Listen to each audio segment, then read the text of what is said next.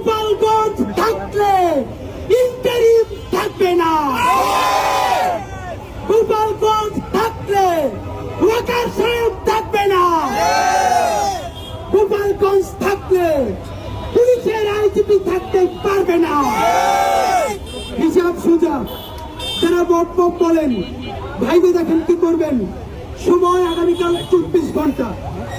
এই 24 ঘন্টার মধ্যে গণহত্যাকারী, জঙ্গি, প্রত্যেকটা আওয়ামী লীগের বদমাইশ খুনিগুলা যারা গোপালগঞ্জে পালাই আছে, দেশ বিরোধী রাষ্ট্রদ্রোহী ষড়যন্ত্র করতেছে, আমার পুলিশ ভাইকে আক্রান্ত করতেছে, গাড়ি পোড়াই দিতেছে, ইউনোর গাড়ি আক্রান্ত করতেছে, আমার চূড়াই যোদ্ধা ভাইদেরকে জান শেষ করে দেওয়ার জন্য আক্রমণ করতেছে।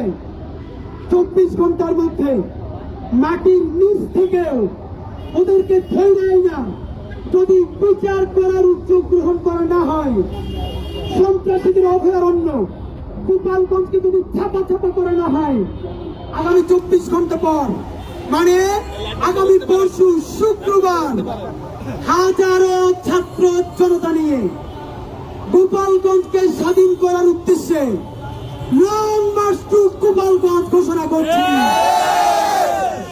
আপনাদেরকে 24 ঘন্টা সময়। এই 24 ঘন্টার মধ্যে যদি দৃশ্যমান উন্নতি দেখাইতে না পারেন, আমাদের উপরে যদি ব্রাশ ফায়ারও চলে, আমরা গোপালগঞ্জ পর্যন্ত যাবো ইনশাআল্লাহ।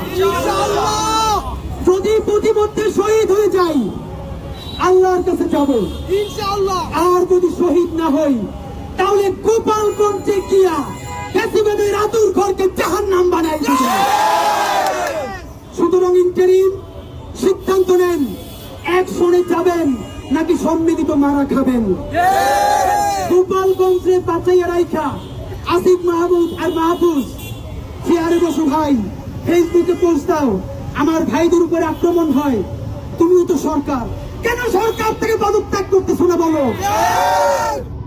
যদি বিচার করতে পারো পারবা, নইলে আগামীকালের মধ্যে যদি বিচারও না শুরু হয়, আর মাহফুজের আসিফ তোমরাও যদি ক্ষমতা আঁকড়াই ধরো, সবার আগে তোমাদের বিরুদ্ধে গণ আন্দোলনের ডাক দেওয়া হবে।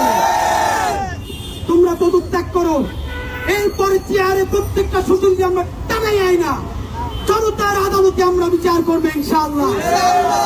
সর্বশেষ বলি, আবু সাইদের বাংলায়, ওয়াসিমের বাংলায়, রিয়াগুপের বাংলায়, প্রায় 2000 শহীদের বাংলায় গোপালগঞ্জের মতো কোনো জাউরা জমিন থাকতে পারবে না ইনশাআল্লাহ। এই জমিনকে আমরা বিজয় করে